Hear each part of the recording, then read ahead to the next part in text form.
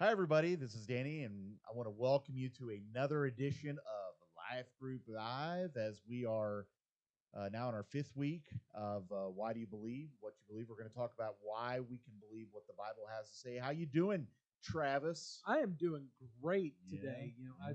I got off to a late start this morning Yeah. because of the delay at the school, Mhm. which kept our office closed for a few hours. Mhm. So I got a little bit of time to be able to laugh at the dogs when they were begging for treats this morning before Mhm. I gave them to them. I'm that guy. I'm so, sorry. what? I mean, I know this is Life Group Live, and who knows when others are going to be watching this, but Super Bowl Sunday, it was, yeah, Yeah, somebody could be watching this years from now and they yeah. could think that we're talking about the Bears Bengals Super Bowl from No, they last week. won't. No, No, you're that right. will never happen. Maybe it'll be the Patriots winning another Super Bowl, giving Mitch Trubisky his fifth Super Bowl ring. That's more likely. Yeah, that won't happen. Now, maybe if somebody's watching it 10 years from now and Tom Brady is still playing NFL football, maybe they'll think it was the most recent Super Bowl Yeah, he won. maybe so. It was. Yeah, maybe they'll be thinking I'm start. about Brady Mahomes 12. I'm Could be, starting to question like if Tom Brady's really a human. Like, he could be a cyborg. yeah, he's like 43 and he looks like he's still like 20 something. I mean, Well, that's kind of like you. no, No. no, no, I wish that was true, but it's not. All right. Well, anyway, thanks again for being with us. And like I mentioned, we are talking about the reliability of the Bible. Can we really trust the Bible? Is it something that we can really believe is from God? And to get started today, I wanted to start off with this question, Travis. You know, when we're reading a story or watching a movie, how can you tell that something is true or not? How would you answer that? There is there's personal experience where you're aware of it. For example, if I'm reading a um, a tale of heroic actions during 9/11, my personal experience says that the events surrounding this are true, and there's a strong likelihood that that's true. So I make an assumption that that's true. Um, when I'm watching a movie, usually it kind of falls into the same pattern, but we don't have that when it comes to the Bible. Um, so what we have to look at with that is looking at the fact that this is one book written by numerous Yeah, authors dozens. Yeah. over numerous centuries, but it still has a recurring theme that goes through it. Yeah, there's a great continuity in it. Yeah. I mean, when you watch a movie, yeah, you do base it with experience. Some of it has to do too with um, historical knowledge outside of your own Mm-hmm. experience. So if you read a lot or history books or whatever, you can then look at the movie. And obviously, some movies, are just not real because they don't really fly on spaceships in space like on Star Wars and stuff. That's not real. They don't. No, I know I just ruined it for you, but so yeah, Wait. But Baby Yoda, baby, he's that's true. Yes, there is really a baby Yoda. Did your heart skip a beat there for a minute? that was scary. That was scary. I'm not going to lie. It was a little frightening. All right. Well, when we're reading the Bible, what are some stories or teaching contained in it that seems preposterous? What are the things that really jump out at you? I mean, obviously, like Jonah and the whales one you hear all the time. Mm-hmm. The resurrection might be another one. We talked about that last time, but Feeding 5,000, yeah, basically any of the miracles, yeah, uh, hmm they they seem preposterous on a natural level right, because we've not seen anything like that hmm in our lives, and we've been kind of conditioned to be. All of us are honorary residents of Missouri, the show me state. We want to be yeah, shown yeah, proof that something yeah. is happening. Yeah, I mean, again, the thread that keeps coming back into our talk each time is the whole idea of naturalism, and that's where our world is right now. They think that all there is a naturalistic side of things, that there is nothing else, and when you look at everything that way, that's why a lot of people have problems with the Bible. Sure. And so I really think the basic thing that people have to understand and learn is that there is something beyond just the natural world. Miraculous things that are outside of nature do happen. They absolutely Yeah, do. yeah. And some of this goes back to faith. And even you mentioned, Mm-hmm. if you read history, we Mm-hmm. still have faith that was accurately recorded. Mm-hmm. It could turn out that George Washington never chopped down the cherry tree. Yeah. Um, but we still have that belief Mm-hmm. there because somebody has recorded it, and Yeah. a huge chunk of the Bible is history. Yeah, it fits within it's not outside of the scope of history. It's not like the whole book, the whole Bible is written with just teaching. Now there is teaching in it, but mixed in with it is narrative, is history, and that's what gives it enough credence because you can then connect those historical things with things on outside of the Bible and show that indeed these things really did happen, and we Right. can rely on the Bible because most likely we'll get into this some, but most likely if somebody's going to lie about spiritual things, they're probably going to lie about historical things too. But if they're telling the truth on historical things, most likely they could be telling the truth about other things. There's no reason why they would lie here, tell the truth here and lie on the other side. Right. Um, the next question I have is what sets the Bible apart from other writings, even from those today? What sets it apart? And you touched on a little bit about um, that it has so many different authors with continuity through the text. Right. I like to think of it as being like if you had a book today, an anthology that was put together, and you had dozens of authors and you had one editor who made sure that it Mm-hmm. had that Did it all that fit? Yeah. yeah, it didn't butt up against each other, Mm-hmm. and it meshed together. In the case of the Bible, the editor is God. Yeah. Mm-hmm. Yeah.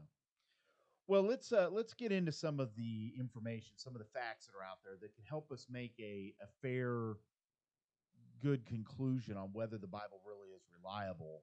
Um, and one of the ways we could do that is by kind of looking at this like it's a courtroom. We're putting the Bible on trial, and what does the witness, who is the Bible, what does the witness have to say? Now we know that during a trial, witnesses are often exposed for their lies or truth by the way they live or what they say or they don't say. So they're going to go by the words that are said, the testimony that is given. The same thing's true with the Bible. The Bible is telling a story, and we need to find out, okay, did these things really happen? Did these things take place? If it doesn't, then we've got a problem. Mm-hmm. Absolutely. And obviously there are some things right now in the Bible that we don't know. There are some facts that are contained in there about people groups and geographical locations that have not been proven yet, but there's a lot of them that have, and there's a lot of them that at one point we didn't know about, but through archaeology and historical studies, they found that these things really did happen. The more technology develops that we can Mm-hmm. look back to the past, the more we're seeing the Bible being verified. Yeah, yeah. So that that's the Bible is telling on itself. Now we have to see if what it's telling is real. Is it reality?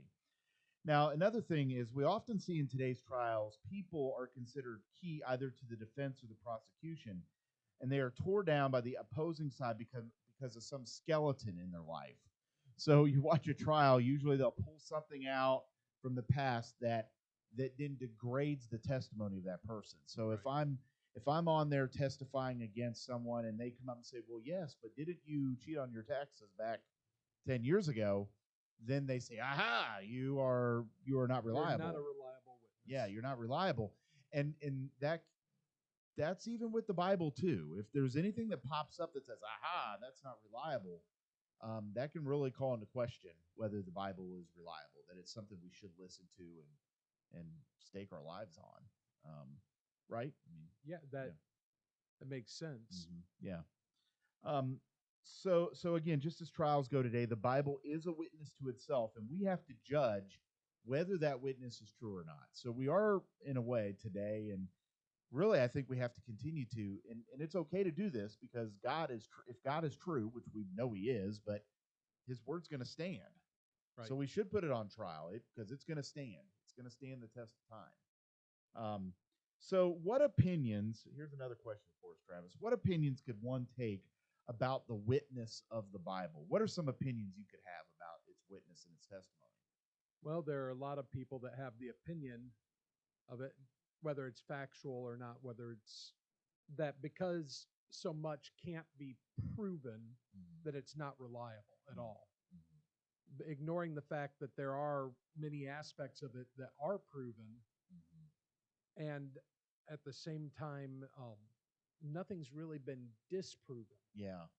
It's more of an argument out of silence, which is always a dangerous argument because sometimes the silence can get really loud. like like something that you don't hear right now, 10 years from now, maybe they dig up a rock or they find a obelisk or whatever it is that Sorry, would what then was that? an obelisk. An obelisk. Do you know what that is? Off the top of my head, that's not registering. No, don't know what an obelisk is. Do you know, Shelby? Do you know what an obelisk is? Uh-oh.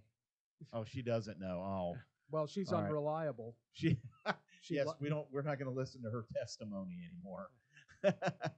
No, no, an obelisk is the Washington Monument, Washington D.C. Okay. That's an obelisk. Yeah, Okay. yeah, and the Egyptians had obelisks, and yeah.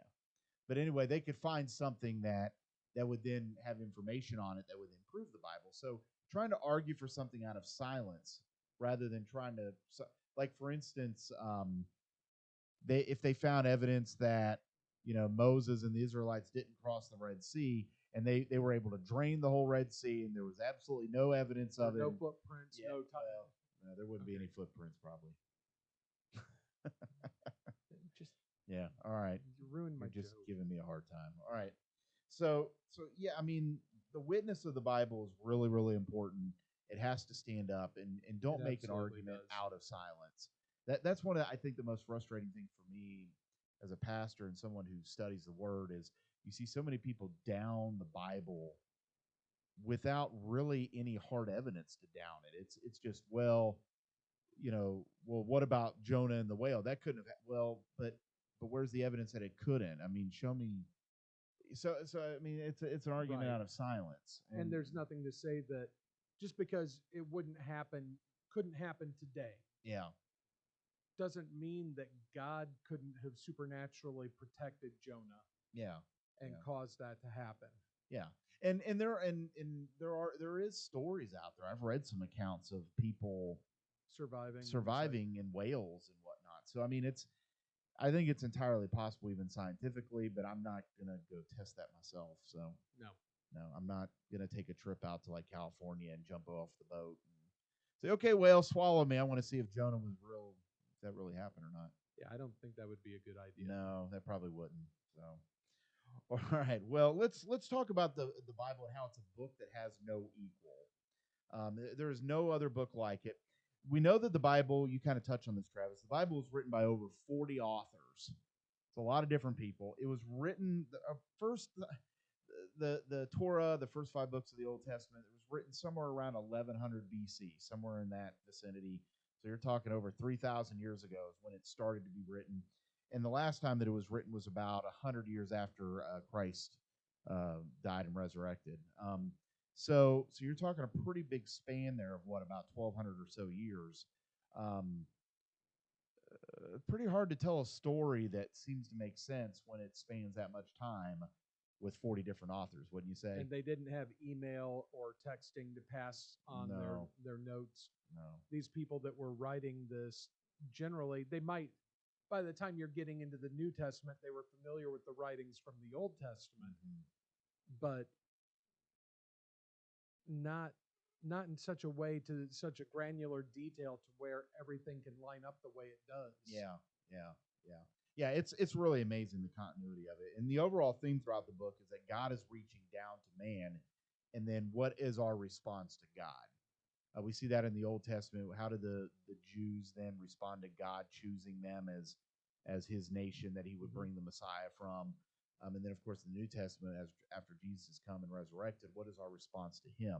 So again, that is really what the Bible is about: is God coming down, and then how do we respond to that? Um, So again, this book is different than any other book that's written.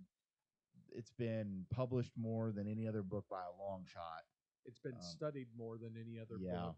yeah. This book has been tore apart, not literally, but Well, in some cases, probably. yeah. But it's been studied so much more than any other book, and it stood the test of time. It just has. So why do you think that God? The question for us: why do you think that God used so many different types of people to author the Bible? Why do you think He did that? Why wouldn't He just have one person and just write the whole thing out? They would have or pass it down through one family. Yeah, because it's giving you multiple perspectives. It's it in his um, perfection. He realizes that we're going to have a harder time believing it if it comes from one voice or one very clearly defined set of voices. Yeah. Whereas if we're hearing from fishermen and doctors and you know all over Hearing a lot the of different place, perspectives. kings, and we're hearing all these different perspectives. It's a little easier to believe that he was the force behind it. Yeah. Yeah, it really is an amazing thing that God would choose so many different types of people to tell this story. I mentioned, I don't know, it was last time or the time before with this series that's really what sets apart the Bible. One of the reasons that it sets apart from other religious books. You look at the Quran in Islam was written by one person, by Muhammad. The Book of Mormon. Yeah, the Book of Mormon by Joseph Smith. You look even at Hinduism, the Bhagavad Gita, and other books that were written by the Hindus and the Buddhists. They came from one source. The Bible has got at least 40 authors. So to me, that's a piece of evidence that perhaps would make it more reliable because it means that it's coming from 40 different witnesses rather than just one. Right. And every one of those witnesses had people that could tear them down. Yeah. Yeah. And could tear down the writings more importantly than the individual. Yeah. Because he used imperfect people to write it, but there's no evidence of it being false. Yeah, that's a really good point I never really thought of before that you said there, that if you think of the Old or the New Testament, or the Old and the New Testament, written by imperfect people, even the New Testament wasn't written by Jesus. I mean, I guess Jesus could have wrote it, but he didn't wrote it. God decided to use imperfect people to write this book. Whereas when you look at the other religions, you look at Muhammad, who was considered, of it, and Joseph Smith of Mormonism, Siddhartha Gautama, the Buddha for Buddhism. I mean, they were the ones that wrote these things, but they also conveniently said that they were somebody that was there was something special about them. Yes. Whereas when we look in the Old Testament, the New Testament, now yes, there were some prophetic things that were written by prophets, but other people spoke to their authenticity. It was there were outside sources within the Bible that showed that they were who they said they were. So the Bible kind of testifies to itself in some ways, I guess you could say. Sure. I mean, that's a good way of putting it. And that's strong. I mean, that's really strong and important. I mean, even if I'm not a lawyer, but if you were to talk to one, I think they would tell you that the strongest thing that you do in a trial is your own story. If your own story testifies to itself, then you have a strong case. Witnesses help, but if it's testifying to itself, that's very, very helpful. Absolutely. So anyway, all right. Well, let's keep going here. So practically, actually, I got ahead on my notes here. Sorry, I've failed as a host. Well, we'll offer you some grace on this. Oh well, thank you. I appreciate that. I need a lot of it. All right, so let's talk here for a minute about some. We got a little section here we're calling some funny words. I think that's what we're looking at next.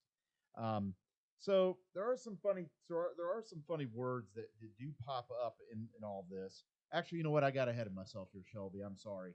Let's go back to inspiration. Inspiration. There we go. So let's talk about this word inspiration. It comes up several times in the New Testament. The word inspiration, if you define it, is the process of God communicating to man. In other words, breathing into the words. So it's more than just words. There's a spirit behind it. That's if we take that definition, we know that the Bible then has to be really important if God's really breathed His words in it, Right. right? I mean, and we've already touched on the idea that God has used people like you and me to communicate His message. Well, and it's important to note that when we talk about inspiration, that word gets used a lot. Yeah, Um, somebody can be inspired to work harder because they've got to pay for something for their children. You can say that Shakespeare was inspired when he wrote Henry V. You hear a song that's inspiring, or a Right. story, or yeah. And this is different because none of those things are specifically God breathed. And Yeah. the Word of God is the Word of God.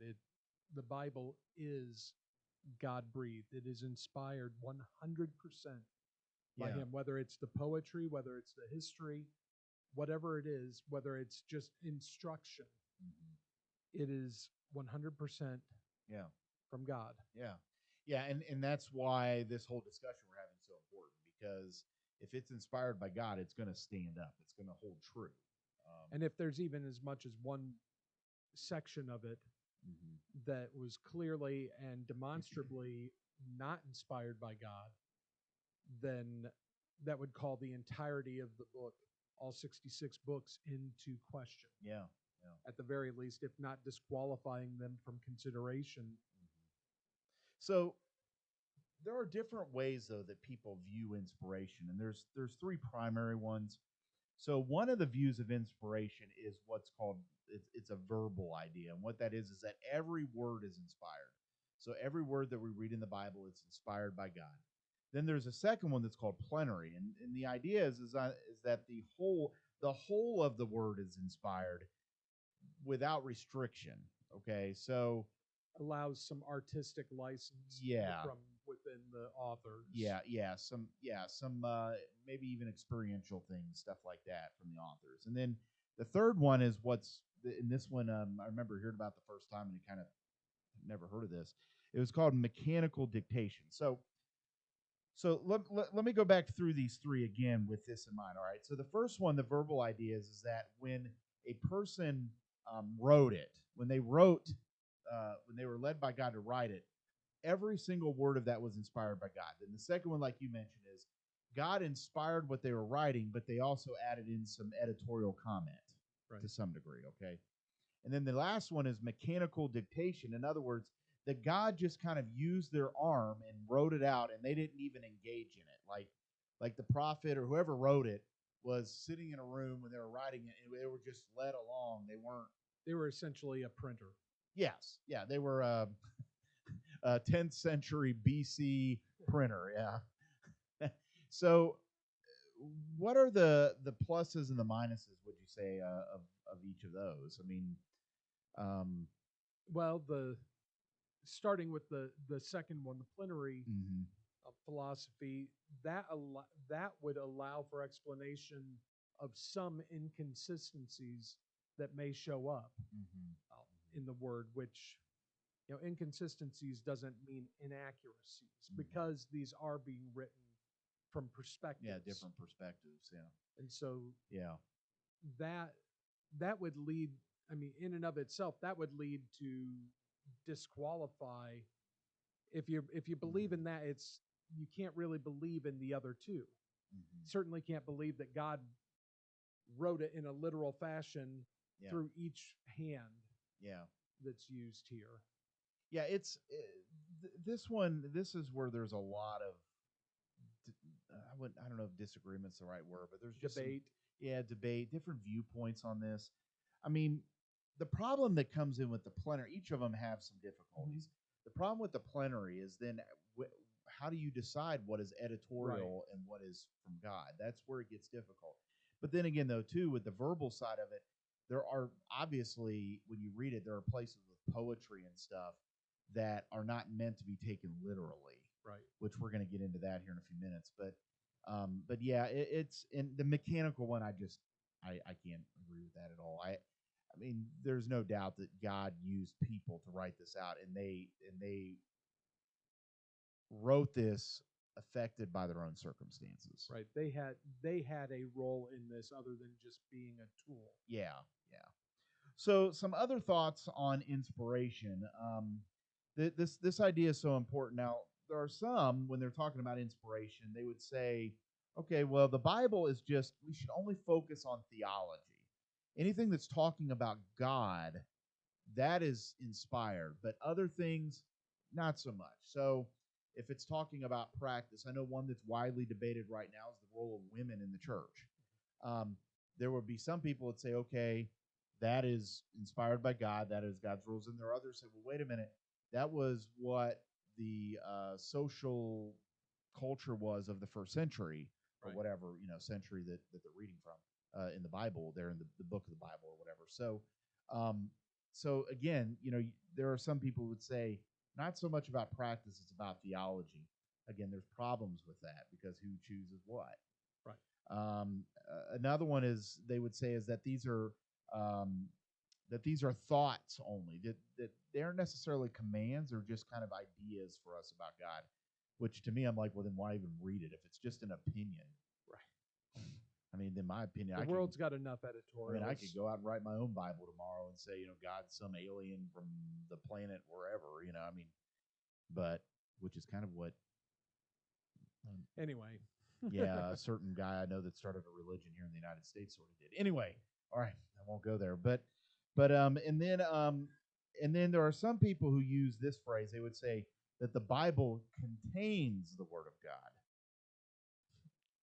I'm Ooh. sorry. I'm just picturing that with a little sticker on the front that says contains 87% Word of God. Yeah, yeah. That sounds like somebody that's a marketer and came up with that. But again, we're back to the same dilemma. It's like, okay, well, who gets to decide what is actually the words of God? Well, you go back historically. Who decided what books Yeah, were yeah. reliable enough without Mhm. going down?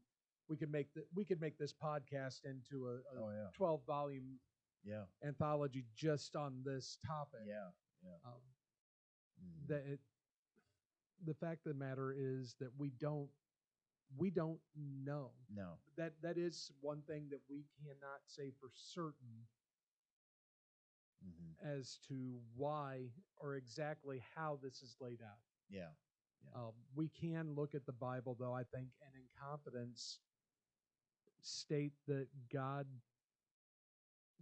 guided the Yes. writing. Yeah, yeah. Whether it was option one or option two, probably not option three. Um, Yeah, the way I mean, I'm not going to get ahead of myself. I'll just keep going here. We'll come back to it, I'm sure. There are some people who would say moral teachings that it's a moral book. It's not really something that the miracles and things like it's just another moral book, kind of like what you would see with Hinduism or Buddhism, where they give you these moral teachings or philosophies to live your life by. But that's then not really what the Bible represents itself Well, and that as. that would then negate the Godhead, including Jesus. Right. Yeah. It really would negate a lot of the narrative in the Bible. Right. That's just a story. It's a It's collection of folklore. Yeah. moral stories. Yeah. Yeah. Others we already talked about dictation. They thought that it was just, you know, given without any kind of influence by the person. Some people would say that only the words, only the red letters are what are inspired, nothing else. So we can throw out the entirety of the Old Testament. Yeah, yeah, yeah, And and a good chunk of the New Testament Yeah. too, for that matter. So, yeah, So basically, we can look at the Gospels. yeah, and then there are some people who would say that there are different levels of inspiration. I've heard of this before, where the certain books are more reliable than others. But again, then you're getting back into this whole game of Who determines which yeah, books are yeah. reliable? You become the Bible referee. You it's up to you to decide. What's you should listen to and what you shouldn't. So I wonder if the Bible referee would throw flags on Tom Brady. hmm, Okay, I'll stop there. I don't know. He's not. Well, we said that he may not be flesh and blood. So He could be robotic. yeah. So maybe I don't know. Anyway, we probably need to get back to Yeah. something more important. If you're watching this, Tom Brady, we're sorry. I'm not. All right. So, where would you consider yourself on one of these areas. What do you think, Travis? What we've just talked about? Where would you say that you're at? Well, I would lean more, and again, it's hard to be in one camp 100%, Mm-hmm. but I would be more in the lines that um, the plenary viewpoint Mm-hmm. on this, that saying that the the meta themes throughout, Mm-hmm. the narrative woven throughout, are absolutely God breathed, and maybe there are some things that aren't important to the some details, like Mm-hmm. if you mentioned that there's a mountain over here, maybe that's being used for historical reference for future Mm-hmm. generations, or maybe it's just there because the writer wanted to include it. Yeah. Yeah. Um, you know, Yeah. that would be where I would tend to probably occupy a little more of that space, Yeah. but I don't live there full time. Well, that's the danger. Sometimes what we can do is we can over spiritualize. I know some of you watching this maybe will disagree with me on this, and that's okay. But We need to add a disclaimer yeah, crawling across the bottom yeah, of the screen. and send all your complaints to tminor@4c.church. Okay, so so anyway, Why no, do you do that to me? no, but like the book of Revelation, sometimes what can happen is we tend to take every symbol, every image, and we think every little thing has to mean something. And you mentioned like a mountain or something being mentioned. Well, you can over spiritualize some things that the Bible is just simply laying out as narrative for Oh, the story. absolutely. And I mean, when I look at this, I would say yes, I would say I'm plenary, but I would also say this. I would say that I tend to lean more toward taking things literally, unless you can show me something that is pretty strong evidence that I shouldn't. You Well, get what I'm saying? an area that people will frequently disagree on is the very beginning. Yeah, Um, yeah, is it a literal? Are we talking about right. literally seven Mm-hmm. 24-hour periods, or is it because the story's being told more or less through poetry? Yeah, Is this seven periods of time? yeah, And that's one of those things that I can look at and I could say, I don't know. yeah, But the important thing is that God created this and he yes, did it in an order. yeah, And so that's what I take from here. yeah, yeah. All right. Well, another thing that we'll skip on ahead here. Another thing that we look at here is the supernatural things that take place in the Bible. There's a lot of them, obviously, um, and and when we look at the internal evidence of the Bible, does the Bible speak? I mentioned that before, that sometimes your testimony is backed up, strengthened through your own story and the testimony that comes from it. We know several things. One of the internal pieces of evidence that the Bible is from God is that the prophets were aware that they were God's mouthpiece. They knew that God was using them to speak His words. We also read in the Bible that it's often spoken of. God is often spoken of as if He were the Scriptures. John Right. 1:1. In the beginning was the Word. The Word was with God. The Word was God. So, and of course, we know that represents the Father and the Son and the Spirit. The New Testament was also clear in its aims. There were several passages that speak about it being inspired by God. Can you think of instances in the Bible where people were terrified of being God's mouthpiece? Well, you brought up Jonah Yeah. before. He didn't want to go to Nineveh No. at all, No. which I can't blame him. Yeah. But I'm trying really hard to not refer to them as fish slappers from the VeggieTales movie my kids watched when they were little. Um, but he did everything he could to avoid it until he was finally swallowed up and delivered. Um, so that would be probably the easiest, the lowest hanging fruit of the. Yeah. Yeah. And many of the prophets had well, I guess it would be a before Jesus came, but a come to Jesus moment um, when they were confronted by God about being a prophet. Normally, if somebody is going to write something that is going to be frivolous, they're not going to struggle. They're going to jump right up and say, "Hey, here we go. I'm going to Right. share with the world." But many of the prophets, I know Jeremiah was one of them, that were just very like, I don't know if I want to do this. Well, and who could blame them? Because regardless of what prophet you're speaking of, they weren't exactly popular people. No, When no. they showed up in town, everybody's saying, "Oh no, quick, get the kids inside." Yeah, Jeremiah was in jail. He was in prison when Jerusalem was destroyed. I mean, just yeah. I mean, yeah, they weren't often the most popular guys in town. Yeah. Yeah. So if the Bible were if the Bible were not supernatural, so there's a lot of miracles, a lot of things that are happening in there. If the Bible wasn't supernatural, then what would the implications be if Well, it wasn't supernatural? the implication that I think of would be that God is not supernatural in the sense that he couldn't accomplish this Mhm. through supernatural means. Um, so if the Bible's not supernatural, how can we say that it's God breathed? Mhm. Well, and something else too, I think, is that it would just be another book. Mm-hmm. I mean, if you take the supernatural nature out of the Word of God, it it could just be another book, another ancient piece of literature that had a lot of neat stories and stuff like that in it, but it wasn't real. Right. So that I mean, there's no doubting that the supernatural side of it is what really gives it the the gusto, I guess, behind it. That's what makes it so um, compelling. Well, the It, supernatural side of it is simple. That's the God side of it. yes, yeah. Okay, well, there are some funny words that often pop up when we're talking about Like obelisk. the well, yeah, sort of. When we're talking about words that describe the Bible and what it is, of course, we already talked about the word literal. That's kind of a word that's out there and we have to remember that the Bible should be taken literally, but there are figures of speech in the word. We have to be very careful and mindful of that. But another word um, that's out there, and I think we've mentioned it once or twice, was inerrant. The word inerrant. I think we'll bring that up on the screen. In the original manuscripts, if we say that the Bible is inerrant, what we're saying is in the original manuscripts, not the ones that have kind of passed down through history. Although the Bible is very reliable, if you go back, we have writings as early, I believe, as like 200 or 300 years, and they match up just perfectly. But the original manuscripts, the thoughts are there that they were from God. Right.